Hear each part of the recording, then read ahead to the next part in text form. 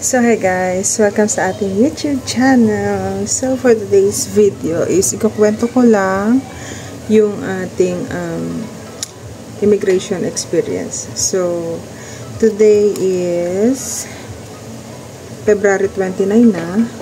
Ayan, 4:36 p.m. So umalis tayo ng Pilipinas noong February 8, 2024. And ang airplane natin is via AirAsia. Ang flight natin is 4:25 ng hapon. So, nung February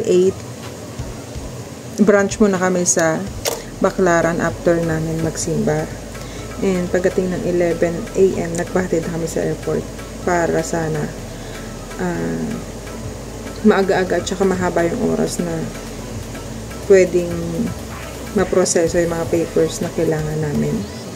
And syempre, first time natin magta-travel, hindi natin alam kung ano yung pasikot-sikot sa airport. Kaya 5 hours, so 11, 12, 1, 2, 3, 4. So may 5 hours tayo na nilaan para dun sa mga kailangan natin gawin sa loob ng airport bago tayo lumipad. So, ang flight natin is 4:25 and 1 hour and 40 minutes ba? O 45, basta ganon. Hindi siya abutin ng 2 hours kasi ang airport natin is sa Kaohsiung lang naman. So, bali ang process niya kasi pagpasok namin ng airport,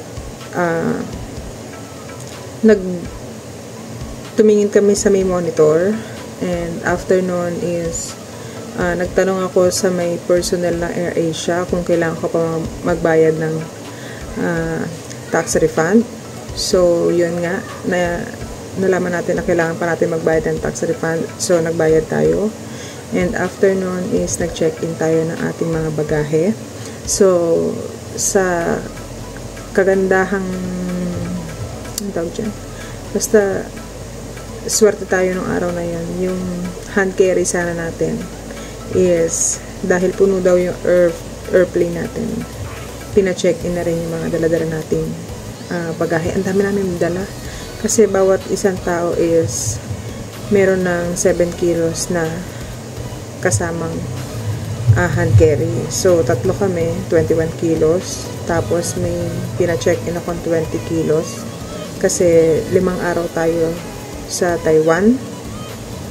And ang Taiwan po pala is 14 days na visa free.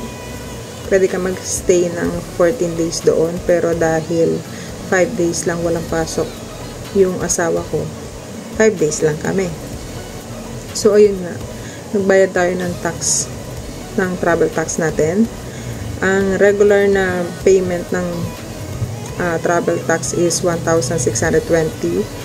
Pero dahil asawa po ako ng OFW, nagbayad lang ako ng 300 pesos. And yung may birthday nung araw na yon is sakto naman na siguro mga months old hanggang 2 years old, libre sila. Hanggang 2 years old po, libre yung bata. So, hindi natin binayaran yung nagbe-birthday nung araw na yon. Ang may bayad lang ako at saka yung panganay ko na 12 years old. So, nagbayad kami 300 each. So, 600 pesos. So, after namin nun, yun nga, nag-check-in kami. And after namin mag-check-in, binigay na yung boarding pass namin. And then, sa bay na yun, na letter C, diretso nun is immigration na. So, pagpasok namin ng immigration, yung immigration officer dito sa may bandang, pagpapasok kayo, sa may right side siya, meron dong nakatayo, mga immigration officer, siguro yun. Kasi nakatayo sila doon sa may gilid, mga 4 sila, 5. Nagkukwentuhan sila. Tapos tinuro niya kami pumila doon sa foreign passport kasi may dala akong 2 bata. Tapos sa Philippine passport, mahaba yung pila. So pila-pila niya kami sa foreign passport. So doon kami pumila. Tapos ang dami. Marami sila, maraming hila-hilera yung immigration officer dyan. Tapos parang kubul-kubul sila. Parang money changer ang style niya. Nandun sila sa parang kubul-kubul na sa loob. Tapos ikaw nasa labas ka na. Tapos edi nung turn na namin, kinarga ko yung anak ko. Syempre, alam ko na, expected ko na magtatanong sila na magtatanong siya na magtatanong. Bali, sa dami ng immigration officer, parang, ang napansin ko kasi, nag-iisa lang siyang babae. Doon ako napatapat sa kanya. Nag-iisang babae siya, and sobrang seryoso na mukha niya nung tinawag niya ako. Nung turn ko na. And, binati ko siya. Syempre, para kahit papano, medyo gumaan-gaan. Syempre, sa haba na ng araw, medyo pagod na yun sila. And, syempre, ang unang tanong niya sa akin is, saan punta? Sabi niya gano'n. Sabi ko, sa Kaohsiung po. Sabi niya gano'n. Sabi ko gano'n. Sabi niya, passport mo. Sabi niya gano'n. Passport nyo. Sabi niya gano'n. E di, binigay ko sa kanya yung passport namin kasama yung boarding pass namin. And, tinanong niya, kailan kayo babalik? Sabi niya gano'n. Sabi ko, February 13 po. Sabi niya, anong last point ng itinerary niyo? Sabi niya gano'n. Sabi ko, Kaohsiung po. Sabi ko, kasi Kaohsiung naman talaga. Kasi lalapag kami ng Kaohsiung. Doon yung, lalapag kami ng Kaohsiung, and pagpa-uwi din, Kaohsiung din yung last point namin. Hindi naman kami pupunta ng ibang bansa pa. Hindi kami magtutour. So, Kaohsiung lang talaga. Tapos, tinanong niya kung anong gagawin sa Taiwan. Sabi ko, bibisitahin yung asawa namin. Tapos, mag-tutour lang. Sabi niya, ilang taon na yung asawa mo doon? Sabi niya, sabi ko, 12 years po. Sabi niya, ang tagal niyo na pala, no? Sabi niya, ganun. Bakit ngayon ka lang pupunta? Sabi niya, ganun. Sabi niya, may papel ka niya? Sabi niya, ganun. Sabi ko, ano pong papel? Sabi ko, gano'n sa kanya. Tapos, medyo napaganon siya. Sabi niya gano'n. Medyo napaganon siya. Kasi, nung tinanong niya na may papel ka niya, sabi ko sa kanya, anong papel po? Kontrata? Sabi ko gano'n. Sabi niya gano'n. Gumanon kagad siya. Sabi niya, bakit kontrata yung naisip mo? Sabi niya gano'n. Sabi ko, kasi naghahanap po kayo ng papel. Ano pong papel? Sabi ko gano'n sa kanya. Tapos pinakita niya yung passport namin. Yung ganito. Tapos, buti na lang, may pinadala si daddy din na papers ng visa niya nung pumasok siya ng Taiwan. And yung Xerox ng passport niya. So, binigay ko yun sa kanya. Jadi, next question is, bakit ngayon ka palang mag-a-abroad? Sabi niya gano'n. Never ka pa nagtrabaho abroad? Sabi niya gano'n. Sabi ko, opo. Sabi ko gano'n. Ngayon pa lang po aalis. Sabi ko gano'n sa kanya. Tapos, tinanong niya yung mga anak ko, tinuro niya. Mga anak mo sila? Sabi ko, opo. Sabi niya, di pumasok anak mo? Sabi ko, opo. Sabi niya, nagpaalam siya. Sabi ko, opo. Sabi niya, pagbalik niya na asirin siya ng mga kaklase niya. Sabi niya, gano'n. Tapos tumatawa lang kami ng anak ko. Sabi niya, may picture kayo? Sabi ko, ng asawa ko po. Sakto naman, yung cellphone ko, bago ko siya binitawan, nandun sa conversation namin ni daddy. So, dun sa conversation na yun, pinindot ko lang yung view profile. Tapos, binigay ko sa kanya. Tapos, ang tagal niya. In-scroll niya yung in-scroll niya yung cellphone ko. Ang tagal niya, tinitignan niya yung cellphone ko. Tapos, maya-maya binitawan niya na. Tapos, medyo napagaang na yung ang tawag dyan, loob ko. Kasi, grabe din yung kaba ko talaga. Kasi, ang dami kong napanood na mga immigration experience. Siyempre, nagpe-prepare din ako or hinahanda ko rin yung sarili ko sa mga posibleng itanong sa akin. Pero syempre, kada tao, iba-iba yung magiging tanong nila base sa siguro kung anong tawag dyan. Katulad ko, may dala akong anak. Siguro pag single kayo, iba din. depende sa kung anong gagawin nyo doon. Pero sa ano kasi namin, kami po is bibisita lang talaga sa daddy namin. So, ang iniisip ko din kasi nun, iniisip niya na baka hindi ko anak yung dalawang bata, yung mga anak ko, nakasama ko. Tapos, after nga no, nung pinakita ko sa kanya na magkasama kami ni daddy doon sa may mga profile picture, ang dami niya, ginaganon-ganon niya yung cellphone ko kasi ang tagal niya nag-scroll sa cellphone ko, so nakita niya siguro yung mga profile picture, yung maraming, syempre pag pinindot mo yung sa view profile, lalabas lahat doon yung mga profile na mga dati mong pinagpalit-palit na picture ng mga nakaraang taon.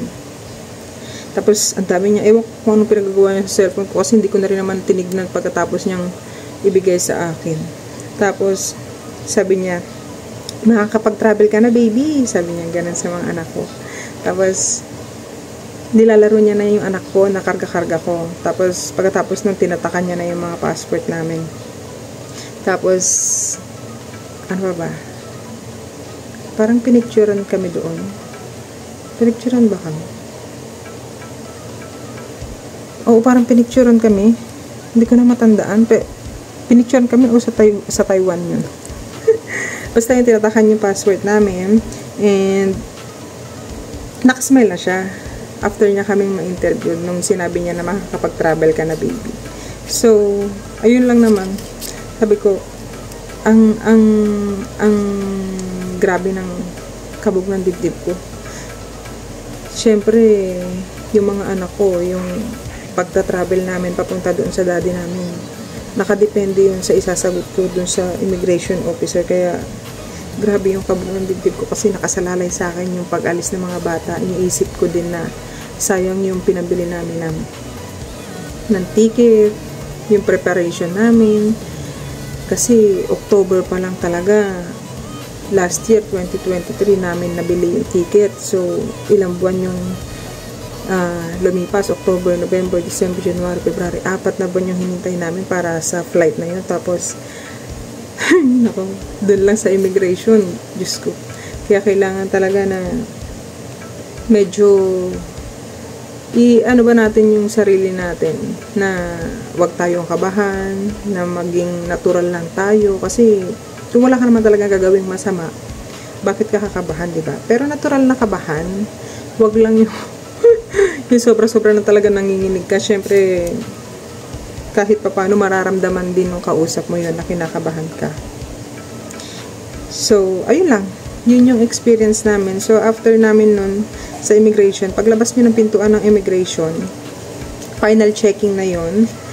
Yung final checking is huhubarin yung shoes nyo. Yung anak ko naman na 2 years old, hindi na siya pinaghubad ng sapatos. Karga-karga ko kasi siya nun. Kung ano lang yung laman ng bulsa nyo, lahat ng laman ng bulsa nyo, cellphone nyo, ilalagay nyo yun sa isang tray, yung backpack nyo, lahat yun. Tapos yung mga tubig naman, yung bottled water ng mga anak ko, kasi bottled water ng anak ko, kasi may dala akong bottled water, 3 bote yung dala ko. Tapos yung tumbler ng panganay ko, puno din yun ng tubig. And hindi naman siya pinatanggal. So, ayun lang. Pagkatapos ng final checking is, pwede nyo nang isuot yung sapatos nyo. And, hanapin niya na yung boarding gate nyo. So, ayun yung experience namin sa immigration. And, kami po pala is papunta ng Taiwan nun, no? Kaohsiung. Kaohsiung kami pumunta kasi yun yung, lumapag kasi yun yung, excuse me, yun yung airport na malapit kay daddy. 1 oras lang yung biyahe is nandun na kami sa company niya.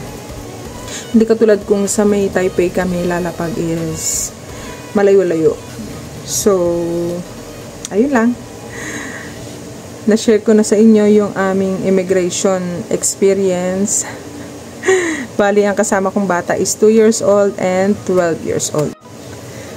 So, dagdag ko lang po pala, bali, sa immigration po pala, kung ano lang po yung nakwento ko, yun lang po din yung papel na, kung ano lang po yung papel na hinanap sa akin, which is yung, ang tawag dyan, papel ni daddy na pinakita ko, which is yung visa niya nung nag-enter siya ng Taiwan at saka yung Xerox ng passport niya. Yun lang yung hinanap sa akin and yun lang yung pinakita ko sa kanya. Yung mga accommodation namin, yung accommodation namin hindi na hinanap, and kung sino yung gagastos sa buong tour namin, kasi nag-prepare din ako ng parang guarantee letter na galing kay daddy, galing doon sa company nila, accommodation na galing din doon sa company nila. So hindi na yun lahat hinanap, yun lang yung hinanap sa akin. So ayun lang, dinagdag ko lang kasi napaisip lang ako na baka magtanong kayo na kung ano yung mga papers na hinanap sa akin. So dinagdag ko lang, yun lang talaga yung hinanap sa akin. So ang dami kong pinrepair na papers. Sa business namin, pinrepair ko lahat yung mga posibleng sabihin na OA tayo, pero minsan lang tayo magta-travel, kaya kailangan na OA yan natin yung pagdala ng mga papers. So ayun lang. So ayun, so thank you for watching guys, and see you on the next vlog. Sana makatulong yung vlog na ito sa inyo sa pag-travel ninyo. So good luck guys, bye.